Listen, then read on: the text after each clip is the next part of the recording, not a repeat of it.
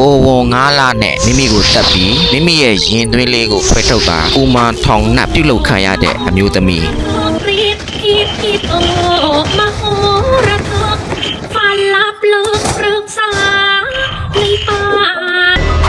စကားလုံးဝအမားမခံတဲ့လိုင်ကူကြီးနတ်ဘလူးတွေစောက်ရှောက်နေတယ်ဆိုတဲ့ထိတ်လန့်စရာကောင်းတဲ့လိုင်ကူကြီးဒီနေရာမှာလွန်ခဲ့တဲ့နှစ်ပေါင်း200ကျော်လောက်ကဝမ်းနေစရာကြေကွဲစရာ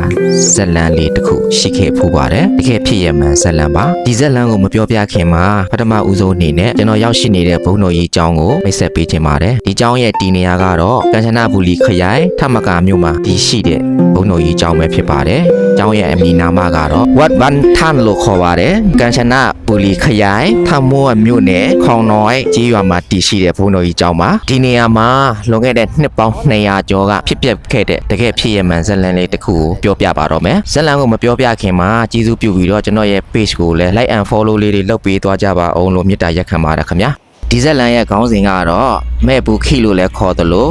မဲ့ဝမ်ထောင်လို့လည်းခေါ်ပါတယ်ခင်ဗျာ